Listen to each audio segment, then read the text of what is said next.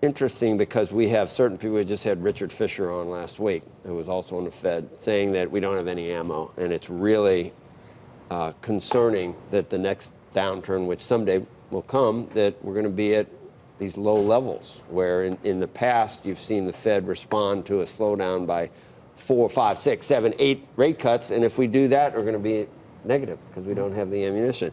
Then you've got guys like Coach Lakota. I think he's taken a victory lap for being so dovish prior to the December meeting, which a lot of people say that was a mistake to raise. He's kind of taken a victory lap for that. But do you think we're anywhere close to cutting, Matt? No, I don't think so. I think I would agree with Chair Powell that I think monetary policy is in a good place right now. We expect the economy to slow pretty meaningfully in Q1, but overall for growth this year to be reasonably solid, 2.3%. That should keep the labor market continue to tighten, wage growth continue to pick up.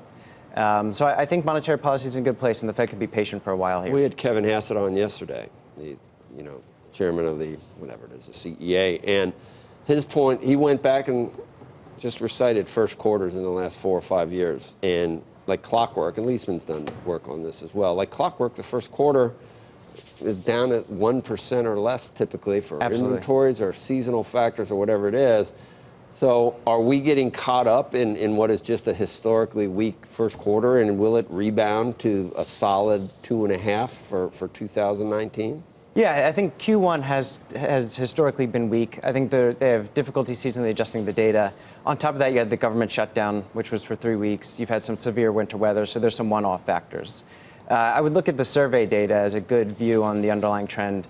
And there, at least, if you look at the ISM Composite Index, it was the 11th highest reading ever in February. So I think it's telling you that the survey data, that the underlying trend in the economy is actually reasonably good, despite the fact that you're going to have a slowdown in Q1. So, Gene, it's not necessarily what you spend all your time on, but the next move the Fed makes will be up or down? Down. So you agree to some extent with we say down next year. So I think obviously right now the Fed is completely dovish. You look at speeches, you look at all the speeches, very, very patient in terms of how they've said where they're going with interest rates. Obviously, Powell a week and a half ago said inflation is low, it's moderate, no need to really raise rates. I think the concern is that we really have about the economy for 2020. So I think 2019, one thing we've been telling our advisors, listen, everyone loves acronyms in our industry. We love ISM, PMI, CNBC, FOMC. The big one we're focusing on is CSI. It's Common Sense Index. And the Common Sense Index says the markets are up 13% year to date. What's our new catalyst? We've already priced in the dovish Fed. We've already priced in trade war resolution. But the economy, I know, obviously, Matt, you said some great information about services, but manufacturing is pretty weak. Housing is weak. Auto sales, lowest auto sales since October 2014. From high levels, true. Yeah. And then you look at the 10-year Treasury at 259, down about 65 basis points. Yeah, the bond market is pricing in something going forward. Or is it just responding to 80 basis points in Germany?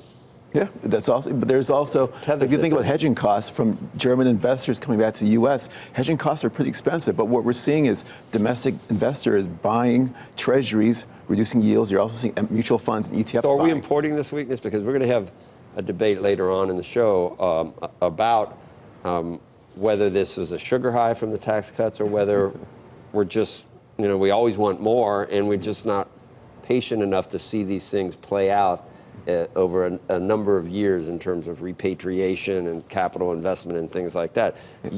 Why are we slowing?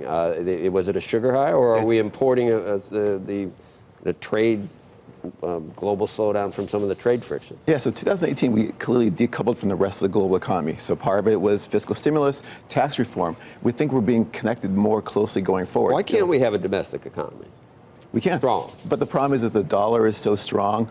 Our sales are a little bit weak going outside the U.S. The global economy is weakening. You look at global manufacturing PMIs, they're really weakening. So we're seeing a lot of issues outside the U.S., which we think will transcend to the U.S. Are you telling your advisors, Gene, though, that we've seen the best for the stock market so far this year? I mean, we're 3% on the S&P from its highs of last year. So I mean, it sounds like you are very cautious, and that's unusual to hear from somebody like you. Yeah, so one thing we've said, Joe and I have talked about this before, we were cautiously optimistic going into this year. And wow, that's a term I haven't heard before. You get paid to say that? No.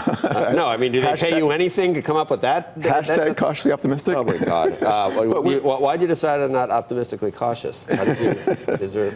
Well, we're a little bit going forward. We're a little bit bearish, neutral to slightly bearish. Right now S&P is up 13%, as I mentioned. This has surpassed our 2019 market expectations. We see the second half of the year as markets start pricing in a 2020 recession. We could see stocks coming down 5%. That's a big statement you just make. Pricing. There's going to be a recession in 2020. We see there is. Yeah. Really? We see the data is so weak. The only positive. I mean, you look at the jobless claims. Okay. Yeah. Jobless claims tend to bottom out about 12 months prior to a recession.